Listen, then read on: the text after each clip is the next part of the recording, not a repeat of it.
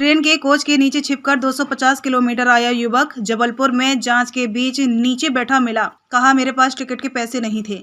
जबलपुर में एक युवक ट्रेन के पहिए के बीच सफर करते पकड़ाया। उसने इटारसी से जबलपुर तक 250 किलोमीटर की दूरी ऐसे ही तय की। दानापुर एक्सप्रेस जब आउटर पर पहुंची तो रेलवे कर्मचारियों को जांच के दौरान वह S4 कोच के नीचे छिपा मिला। पूछताछ में उसने कहा कि मेरे पास टिकट के पैसे नहीं थे। घटना गुरुवार शाम की है। जांच के दौरान रेलवे कर्मचारियों की नजर कोच के नीचे लेटे एक युवक पर पड़ी। उन्होंने तुरंत वायरलेस के जरिए लोको पायलट को सूचना दी और ट्रेन रुकवाई गई। इसके बाद कर्मचारियों ने ट्रॉली में छिपे उस व्यक्ति को बाहर निकाला। कैरेज एंड वैगन विभाग के कर्मचारियों ने तुरंत उसे पकड़ लिया। पश्चिम मध्य रेलवे के CPRO हर्षित श्रीवास्तव ने कहा कि युवक कौन है और कहां का रहने वाला है, इसकी जानकारी जुटाई जा रही है। मामले की जांच RPF पुलिस को सौंपी गई है।